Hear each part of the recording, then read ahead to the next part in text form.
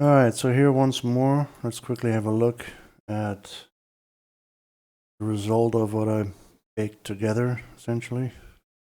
I press spacebar, and I'll be launching missiles from this thing. But like I already told you on Discord chat, even though I may not have the 35 that you were looking for, you can just add more points. But the model that I made, unfortunately, I screwed up and I only made 28. But anyways, so you create a launch point, just a regular transform, like create a child empty. Make sure the Z is forward. That's -90 on the X here. Just place it somewhere here at the front, or depending on where your model's origin point is. In my case, I made sure that the origin points are right here.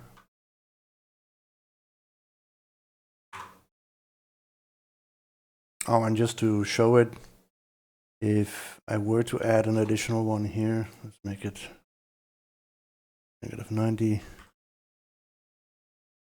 Somewhere here at the front, but then I'll make it outside. You will see that the script will still work. Just now spawned one up here.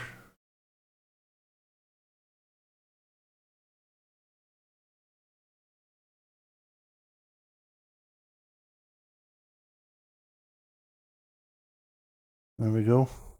They're all gone.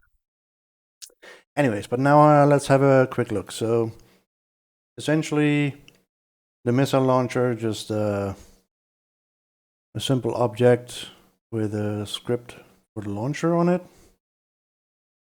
I did make it a prefab so I could reuse it as well. Then we have the missile, and the missile is essentially just a deactivated capsule collider. I'll explain why in a bit. A rigid body and a missile script with a collision mask. In this case, I just set it to terrain so that if it collides with terrain, then it destroys itself. But yeah, let's have a look at the actual scripts. Oh, and just as a note, this capsule collider. Wait, where is this thing? There it is. I had to custom position it because the actual model is a child object, and adding a capsule collider on the parent doesn't automatically figure out what the boundaries of the mesh are, so you have to manually tweak it to fit. Anyways, let's have a look at the scripts. So here we got the launcher script, which will require you to give it a prefab. So you're basically dragging the prefab that you have for your missile in there so that it can spawn one missile for each launch point that you have as a child.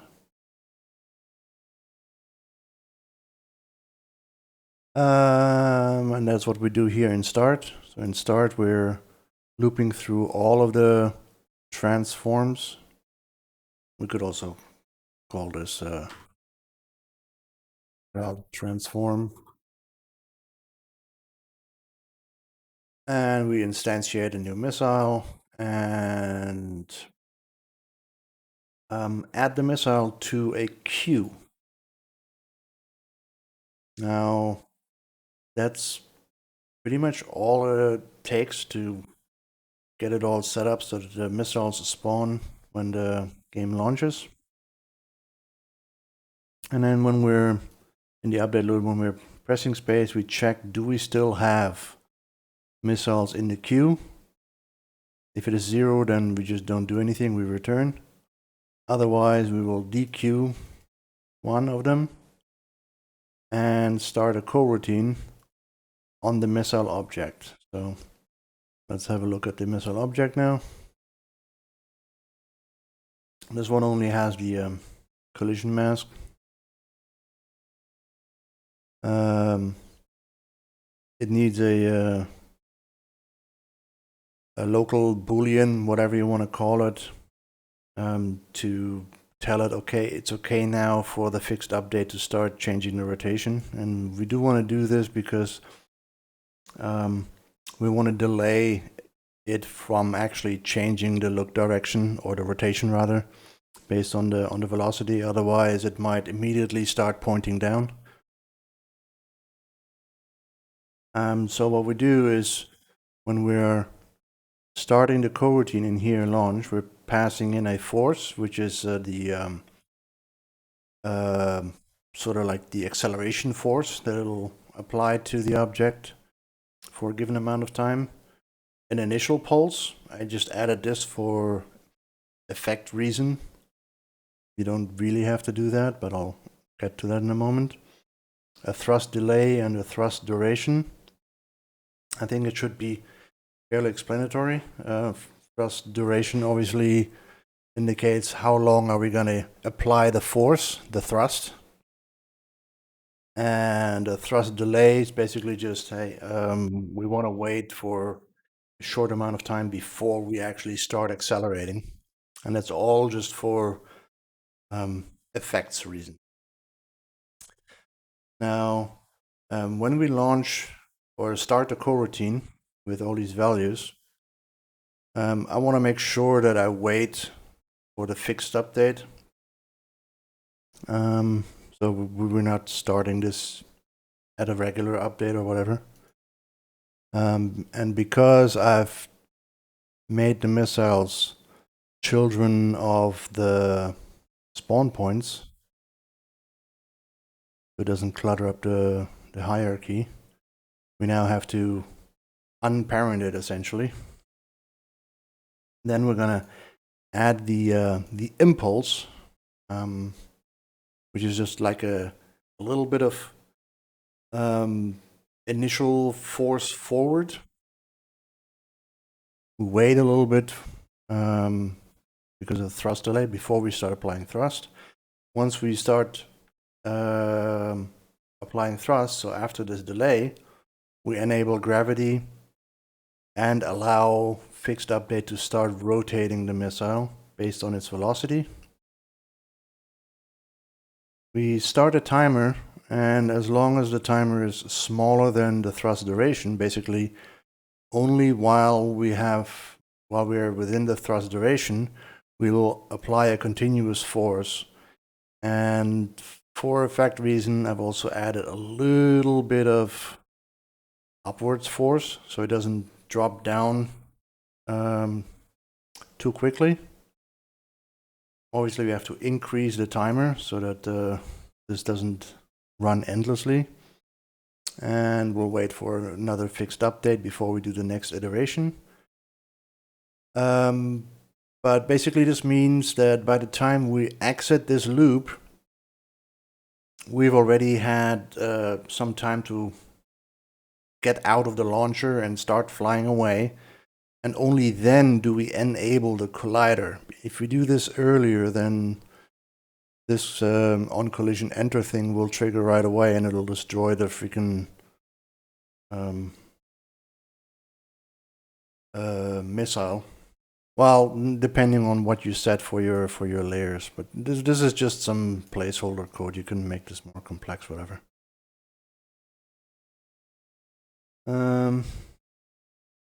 Oh yeah, no. Another thing was that if I enable the collider before then, it could be that the missile already starts moving around because it has a rigid body and it is inside the collider of the launcher.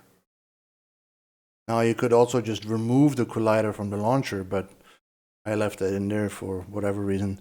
And that's also one of the reasons why I delay enabling the collider, so it doesn't get affected by the collision with the launcher itself. And in my particular case, because this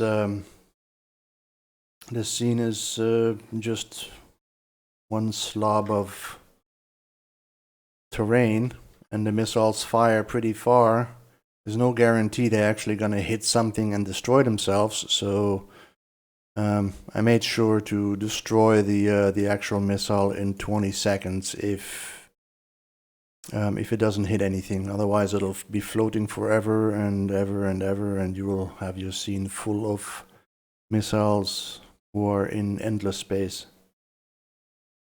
And yeah, that's pretty much it. So on the missile launcher, you just tell it how much force or acceleration you want the missile to have.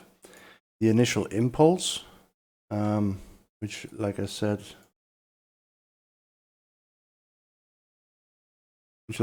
is basically, let's drag one in here. Oh, not there. Let's drag one as child of the one here. Now we can drag it down here. So the initial pulse will basically just give it an initial jolt. And then because we start activating gravity, it's basically going to start doing this. But after the thrust delay, we're enabling acceleration essentially, and we'll start applying thrust. So the effect that you will get is it'll come out, slightly start moving down, and then start accelerating like that. Let's once more see it in action. Maybe tweak some numbers so you can see what effect they have.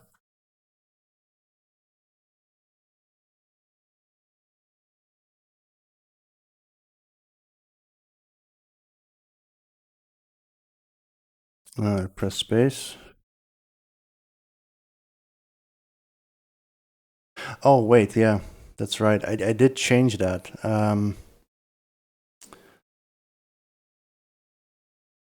We don't enable gravity anymore until after the thrust delay.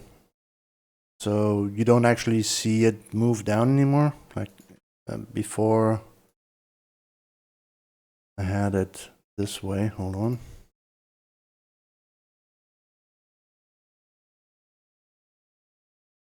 So now you would actually already start seeing it move down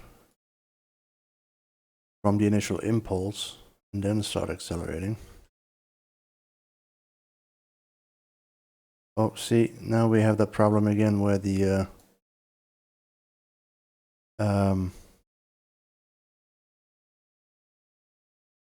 collider was enabled for some reason. What? Yeah, because I enabled it while I was showing you about the collider. Anyways, so that's the reason why I don't have the collider enabled, because it has a rigid body, and when you start firing the first one, anything below that gets touched and it starts sliding down. That's why we delay the enabling of the collider.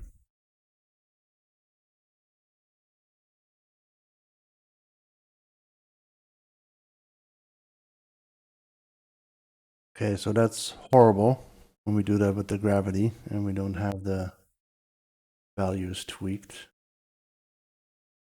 25 or something.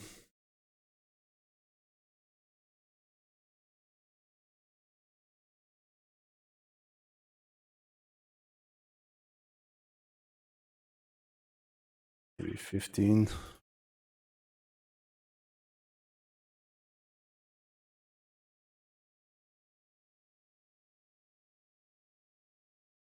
It does make it a little more obvious that there's a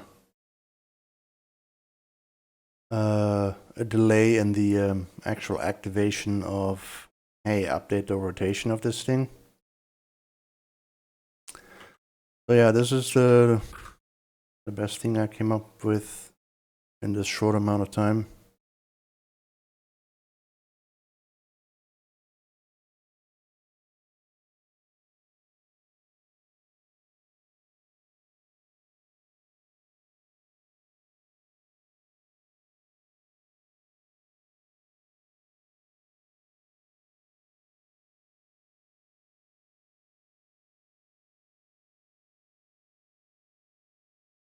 And a few more. And they're all gone. And now we can press spacebar and nothing will happen anymore. We're not getting any errors either. Because we're just out of ammo, essentially.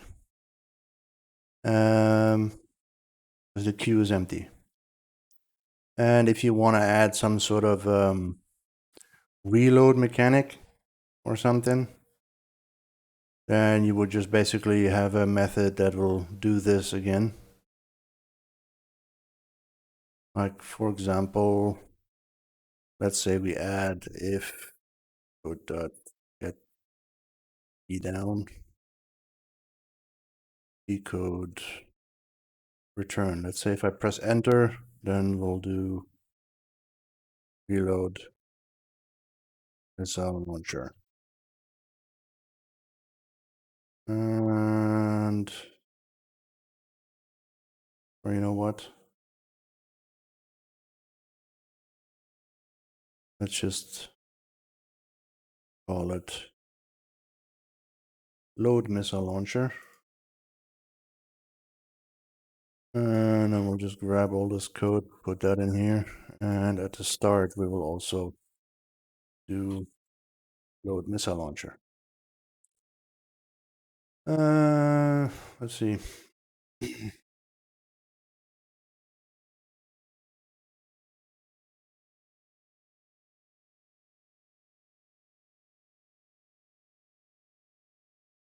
There is some more stuff we should be tweaking because you don't want to be able to reload.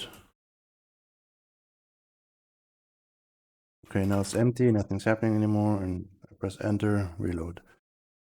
We want to make sure that if we do something like this, we can only do it if the missiles count is 0. We don't want to reload if it's not empty. But yeah, that's pretty much it. I'm gonna scroll through it real slow. I hope I properly explained what I did here. If not, you can always in Discord ask me some more questions, or here on the YouTube video, I guess.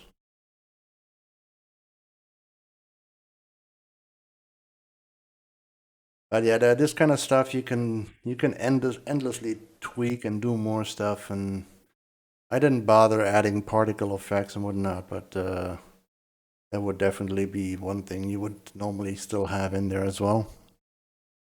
But it would also be something you would probably just play back from within this missile script. You would have a reference to the particle system and tell it to start playing when we're launching this thing. So here you would have something like particles.play or something. Something like that. Or sound effects, whatever. But yeah, that's pretty much it. I hope this was helpful to you. And if there are any more questions, just put them in Discord or on the YouTube video. Good luck with it. Bye-bye.